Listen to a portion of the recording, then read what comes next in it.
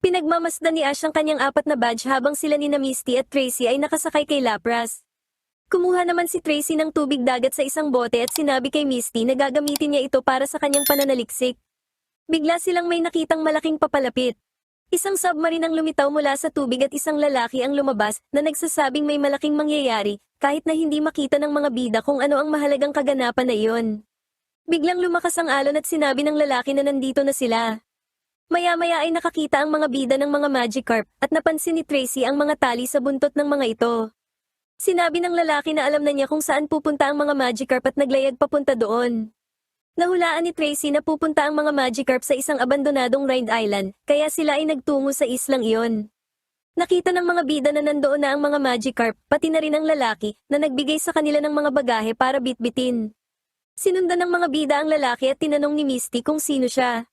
Sinabi ng lalaki na siya si Quincy Tikwakan Poker, at sumagot si Misty na kakaiba ang pangalang iyon. Nilinaw ni Quincy na siya ay isang Pokemon watcher na nag-aaral ng mga Magikarp. Napagtanto ni Tracy na siya ay isang sikat na watcher at agad na nag-obserba sa mga Magikarp. Ang isa sa mga ito ay nagwisik ng tubig kay Tracy. Sinabi ni Quincy na ang unang bagay na matututunan ng isang tao sa pag-aaral ng Magikarp ay kakailanganin mo ng waterproof na panulat. Habang sinasabi ni Misty at Ash na nakakabagot ang panonood ng Magikarp, napansin ni Tracy na naglalagay si Quincy ng camera para suriin ang mga Magikarp at ang kanilang mga datos. Tinanong ni Tracy si Quincy kung siya ba ang naglagay ng mga tali sa buntot ng mga Magikarp.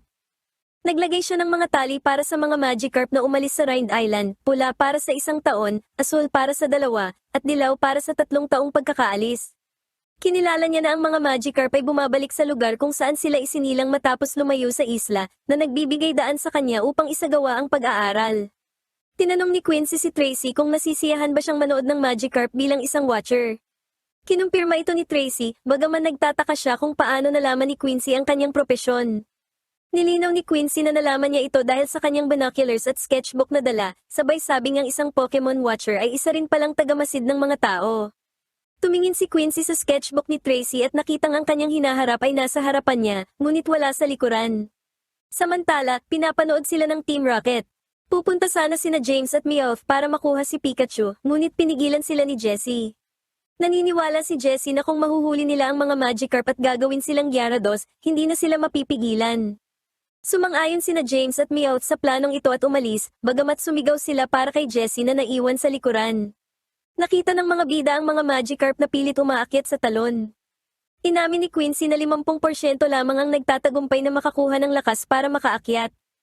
Itinanong ng mga bida kung ano ang nangyayari sa mga hindi nakakaakyat at sumagot si Quincy na nahuhulog sila, ngunit patuloy na sumusubok, katulad ng 3 taon na ginugol niya para lamang mapatubo ang kanyang bigote. Handa na ang Team Rocket na hulihin ang mga Magikarp.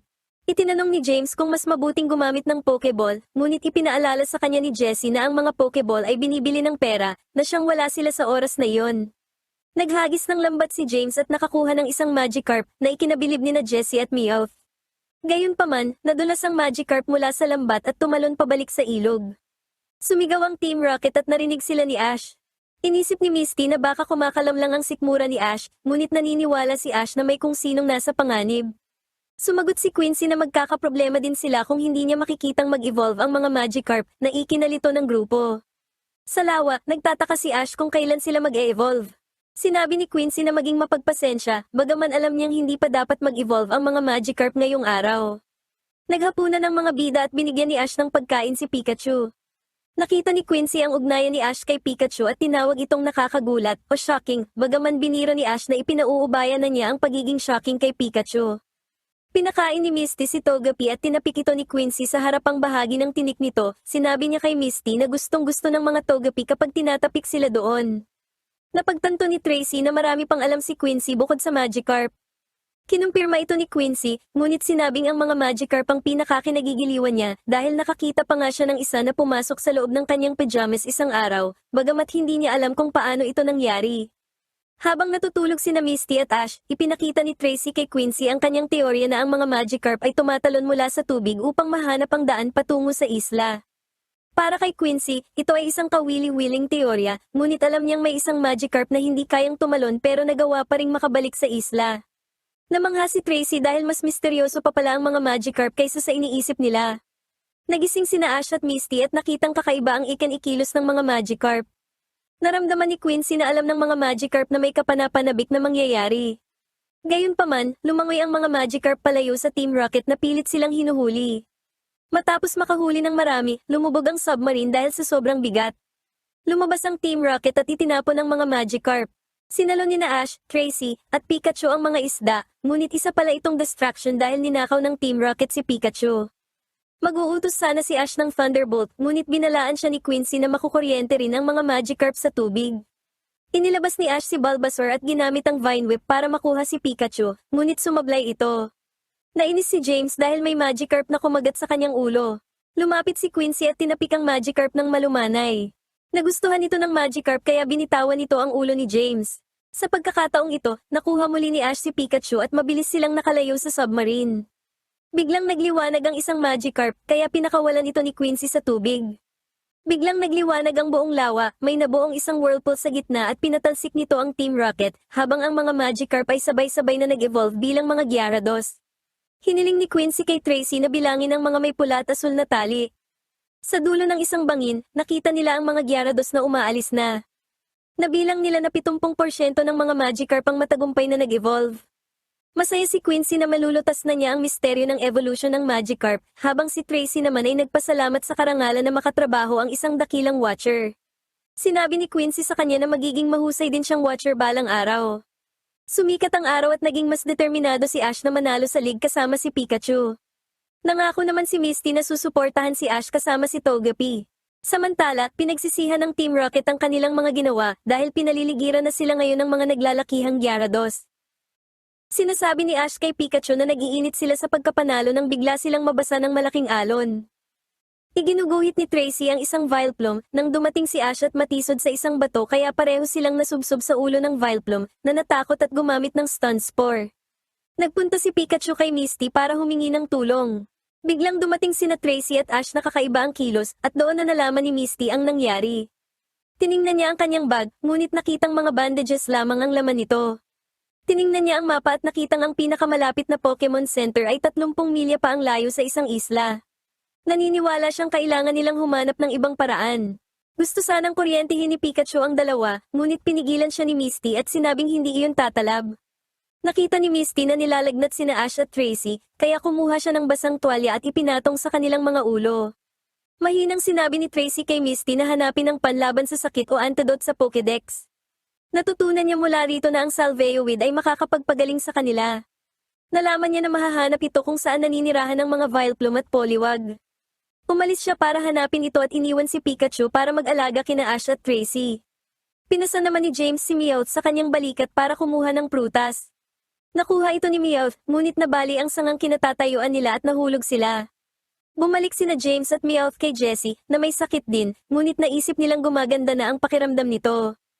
Tinanong ni Meowth kung bakit kailangan ni Jessie ng partikular na mansanas na iyon, at sumagot si Jessie na kung magigising siya mula sa mga panaginip dahil sa lagnat, gusto niyang makakita ng mas mapula pa sa kanyang balat. Humingi siya ng ice cream, ngunit tumanggi sina James at Meowth. Umiyak si Jessie at sinabing baka mawala na siya na parang isang malungkot na dahon. Alam ni na James at Meowth na Stun Spore lang ito dahil tumakbo si Jessie sa isang flower field at bumagsak sa ulo ng isang Vileplume. Naalala ni James na noong tinamaan siya ng Stun Spore, nagpakulo ang kanyang lolo ng Salveoid mula sa isang lawa. Nainis si Jessie at sinipa si James bago bumalik sa pagtulog. Habang naghahanap si Misty ng Salveoid, inaayos naman ni Pikachu ang basang tuwalya sa ulo ni Ash. Naghahanap din sina James at Meowth ng nasabing damo, bagaman nakasuot sila ng mga kakaibang damit. Sinabi ni Meowth na maghihinala ang mga tao kung isusuot nila ang uniforme ng Team Rocket. Maya-maya ay nakarinig sila ng isang Poliwag at nakita ang Salveoid sa buntot nito. Inilabas ni James si Victreebel para makuha ang Poliwag, ngunit siya ang hinabol nito. Gumamit si Victreebel ng Razor Leaf, ngunit tumalo ng Poliwag. Nahuli ni Meowth ang Poliwag gamit ang basket pero pinatalsik siya nito at mabilis na tumakas. Habang naghahanap si Misty, nakita niya ang Poliwag at nagtago ito sa likuran niya nang lumitaw sina James at Meowth. Inutusan nila si Misty na ibigay ang Poliwag, ngunit tumanggi si Misty dahil ayaw sumama ng Poliwag sa kanila. Umatake si Victreebel, kaya inilabas ni Misty si Goldeen sa lawa. Sinubukan ni Victreebel na sugurin si Goldeen sa lawa pero sunod-sunod siyang inatake nito. Napilitan si James na pabalikin si Victreebel sa Pokeball. Inilabas ni James si Weezing habang inilabas naman ni Misty ang kanyang Staryu, at nagtackle ang dalawa sa isa't isa. Napalibutan ng smog ang Staryu ni Misty, ngunit natamaan pa rin ito si Weezing ng double edge. Nang sumugod si Meowth, ipinasok ni Misty si Staryu at inilabas naman si Psyduck. Kinalmot ni Meowth si Psyduck at kinagat sa ulo. Sumakit ang ulo ni Psyduck kaya nakagamit ito ng confusion at napatalsik sina James at Meowth patungo sa kagubatan. Nalungkot sina James at Meowth habang iniisip kung ano ang mararamdaman ni Jessie kung babalik sila ng walang damo. Nilunasan naman ni Misty ang Poliwag gamit ang isang cream, kaya nagustuhan siya nito. Tinanong ni Misty ang Poliwag kung mayroon bang Salveowid doon. Sumisid ang Poliwag sa lawa at bumalik na may dalang damo. Inilabas ni Misty si Staryu at sumisid para kumuha pa ng madami. Matapos makolekta ang damo, nagpasalamat si Misty at nagpaalam sa Poliwag. Gustong sumama ng Poliwag, kaya pinayagan ito ni Misty. Habang naglalakad, sinabi ni Misty sa Poliwag na ipapakilala niya ito sa kanyang mga kaibigan at ang kanilang mga Pokemon. Muling bumalik sina Meowth at James na may panibagong plano. Biglang nakakita si Misty sa gilid ng daan ng maraming damit, pagkain, pabango, at iba pa, ngunit pinaalalahanan niya ang sarili na kailangan niyang tulungan ang kanyang mga kaibigan na may sakit. Hindi maintindihan ni Meowth kung bakit hindi nahulog sa bitag si Misty gayong mahilig ang mga babae sa mga ganitong bagay. Maya-maya pa, nakatagpo naman si Misty ng isang babae na may dalang sanggol. Humingi ang babae ng Salveowid dahil nakalanghap daw ang kanyang anak ng stun spore at hindi na makagalaw o makangiti man lang. Naiyak si Meowth at nakapagsalita kaya nalaman ni Misty na isa na naman itong panlilinlang ni na Meowth at James. Nilinaw ni Meowth na gagawin nila ang lahat para makuha ang damo at maibigay ito kay Jessie. Inilabas ni James si Weezing pero binugbog lang ito ng Poliwag gamit ang double slap. Dahil dito, nahulog sina James at Meowth sa bangin. Nang makaakyat sina James at Meowth, nakita nila ang damo na sadyang iniwan ni Misty para sa kanila. Sa kabilang banda, ipinaliwanag ni Misty sa Poliwag na gusto lang nina James at Meowth ang damo para gamutin si Jessie, kaya nag-iwan siya para sa kanila. Habang naglalakad pabalik kay Jessie, sinabi nina James at Meowth na maswerte ang dalawang bubwit na sina Ash at Tracy dahil mayroon silang kaibigang tulad ni Misty. Nakabalik na si Misty sa bahay at agad na pinakuluan ng damo para kina Ash at Tracy. Samantala, inutusan ni Jessie sina James at Meowth na bilisan ang pagpapakulo ng damo para sa kanya. Nang bumuti na ang pakiramdam ni Jessie, sinabi niya sa dalawa na kung magmamadali sila, mahuhuli pa nila si Pikachu. Nalungkot sina James at Meowth dahil kailangan nilang atakihin ang tao na tumulong sa kanila. Bumuti na rin ang pakiramdam ni na Ash at Tracy pero bigla silang inatake ng Arbok ni Jessie. Naglaban sina Arbok at Pikachu, kung saan naiwasan ni Pikachu ang poison sting ni Arbok. Kinuryente ni Pikachu sina Arbok at Jessie gamit ang Thunder Shock. Binuhat ni na James at Meowth si Jessie at Arbok at mabilis na umatras. Nagpasalamat sina Tracy at Ash kay Misty sa pagkuha ng Salveowid. Sinabi ni Misty na ang Poliwag ang tumulong sa kanya para makuha ang Salveowid. Nagpasalamat si Ash sa pagiging mabait ni Misty noong may sakit siya, ngunit sinabi sa kanya ni Misty na huwag siyang masanay. Matapos ang lahat, sumakay na ang mga bida kay Lapras patungo sa Orange Island League, habang si Misty naman ay nakahuli na ng sarili niyang Poliwag.